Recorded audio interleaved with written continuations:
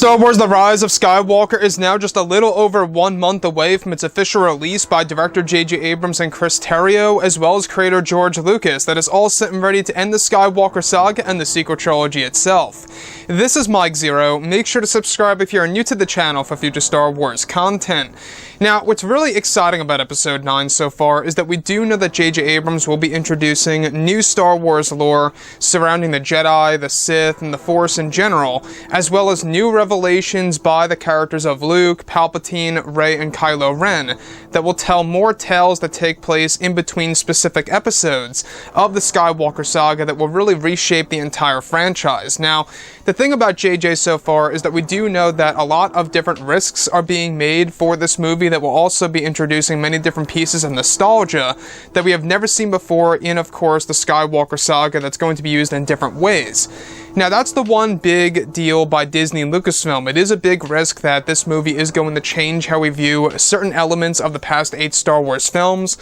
while also certain decisions, I believe, will honestly make things a little bit more better within the sequel trilogy itself. Now, on top of all of this, these past couple of weeks or so, we've been learning a whole lot more about this film, and when it all comes down to one of the big moments in, of course, Episode 9's second act, this is where things begin to get very intense for this movie. Now, specifically, it's explained that one of the scenes that is described to be based in the Lost City is described to be a moment where Luke Skywalker's Force Ghost is said to connect with Rey during her travels to discover ancient Jedi and Sith lore. It's explained that during her time in the Lost City, Rey is said to receive numerous lessons from Luke as well as Luke, warning Rey about a dark and sinister power rising over in the unknown regions. It's described that Rey begins to question why she is connected with Ben Solo and how she could disconnect the bond, where Luke states that you cannot unless you shut yourself off from the Force. Now, Luke goes on to explain that he and Snoke were stuck in a Force bond for many years and that they had battled each other several times in the form of flash fights, which Rey and Kylo Ren will do later on in the second act of the movie. It's explained that Luke tells Rey that this was one of the main reasons as to why he closed himself off from the Force on the world of Ahch-To, not just because of the emotions that he felt throughout the entire galaxy, but that the main reason also had to do with disconnecting himself away from Snoke and not actually connecting with Snoke several times. Now, what's really intriguing about all of this is that we do know that it's explained that Luke tells Rey about all of this and that that was the main reason that was happening, and that by shutting himself off from the Force, Snoke would no longer be able to connect with Luke. However, it's explained that Luke unveils that during his time on Ahch-To and reading through the Jedi books, that he learned a way that if he were to ever reconnect with the Force, the Journal of the Wills taught Luke a lesson of how he would able to be willingly to disconnect from the bond, even if he were to reconnect with the Force itself. On Ahch-To, when Snoke took Rey prisoner, he would not allow to detect Luke's location. Luke unveils that he fought Snoke many times, but it was nothing compared to his experience with Emperor Palpatine, and that Luke fears that this rising power in the unknown regions is actually Palpatine alive and well somehow, some way. Luke is described to know the truth about Rey's connection to Sidious, but tells Rey that she must travel to Ahch-To and face the Emperor alone, and that the Force will actually guide Rey through her to, of course, this location. This is where Luke instructs Rey to travel to a moon primarily made of water that is near the Forest moon of Endor, where the Wayfinder device of Palpatine resides, and that Rey must travel there to discover the location of Sidious and his location on Exegol, to stop him from becoming before it's too late. Now, Luke warns Rey that this power is nothing like Luke and, of course, Snoke's battles that they had over time, that this power is to not be underestimated. Luke admits that Palpatine is far stronger than Snoke, where additionally it's described that this is where Luke's Force Ghost vanishes, where Rey decides to make her way out of the Lost City to find her way over to the exit, where she will then group with Finn and Poe, as well as Chewbacca, D-O, and C-3PO, to travel to this strange moon that holds the remnants of the second Death Star wreckage, where Kylo Ren is said to also be heading toward this location to prevent Rey from discovering Palpatine's Wayfinder device for herself. Eventually, both Rey and Kylo make it to this water moon, where they begin their saber duel on top of the second Death Star and within. During Rey's battle, Force ghosts of the past are actually said to guide her through the Force to have an even battle against Kylo Ren eventually during their lightsaber duel. So let's go over a couple of parts about this. Now,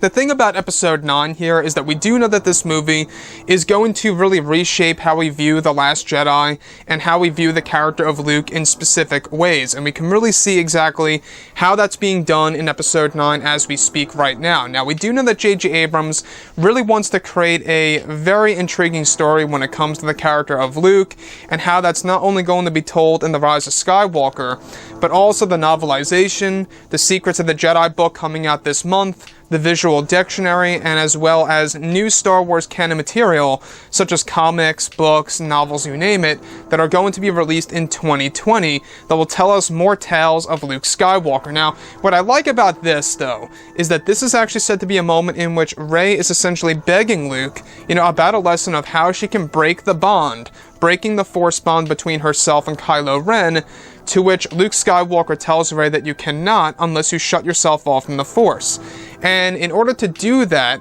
Rey would need to shut herself off from the Force and learn the ways of the Wills while being shut off from the Force. This cannot be done as Rey is very much needed during this vital part in time during the galaxy going up against the First Order. So essentially, basically what Luke tells Rey is that he was actually stuck in a Force bond with Snoke, just as, Kylo Ren is now stuck in a Force bond with Rey, vice versa. And that's a very interesting side of the Star Wars franchise. The fact that J.J. Abrams is kind of tapping into the backstory of both Luke and Snoke and how they really knew each other and how they actually fought each other in flash fights and how the flash fights will also be done against both Rey and Kylo Ren in this movie, that's going to mimic of what both Luke and Snoke went through at a certain point in time in their lives prior to the events of The Force Awakens and after the events of the original trilogy.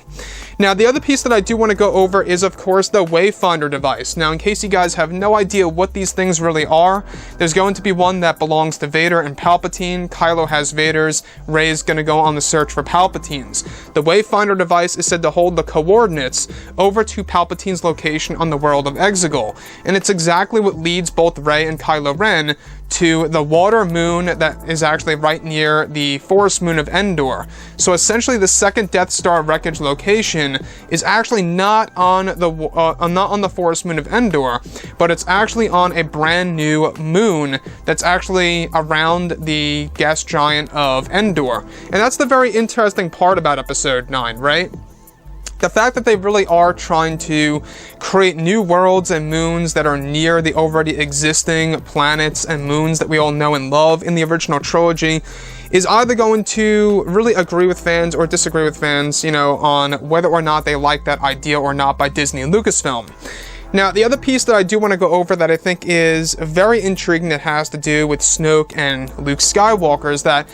is one of the other main reasons as to why Luke Skywalker shut himself off from the Force is because, well, he did not want to reconnect with Snoke during that Force bond, and he did not want to unveil the location of the first Jedi Temple to Snoke. And he actually was only able to learn the ability to reconnect with the Force without Snoke connecting with Luke by using the Journal of the Wills, and that it took years in order to learn that ability, and that, well, Rey doesn't really have all that much time to do that in order to save the galaxy and to prevent Kylo Ren from turning to the dark side further and destroying Palpatine once and for all. So you can see where J.J. Abrams is going with this, of how he's really tapping into the lore surrounding the Wills. By the way, the Wills are godlike beings that were created by George Lucas back in the mid-1970s before Star Wars A New Hope even rolled its way into theaters. So that's another thing to look forward to, is that we will be seeing more lore that was created by George Lucas, well before Star Wars was even a thing, and how that's going to really be pretty much embedded within the Star Wars sequel trilogy is yet another thing to look forward to seeing in Episode 9. So with that being said, this movie does have a lot going for it. It does have the opportunity to mark itself down as the best film of the sequel trilogy so far. Will it actually have a lot of flaws, is the big question open on the table. That's very likely. It's very likely that it's going to have a lot of flaws in this film, very much like The Last Jedi, but I'm still very much hopeful as to exactly how this movie will perform at the box office. Anyways, guys, drop a comment below. Let me know what you think about all of this in the comments, and if you guys did enjoy the content for today, do make sure to drop a thumbs up on this video to support the channel. I thank you all so very much for the kind support, and I'll catch you guys next time.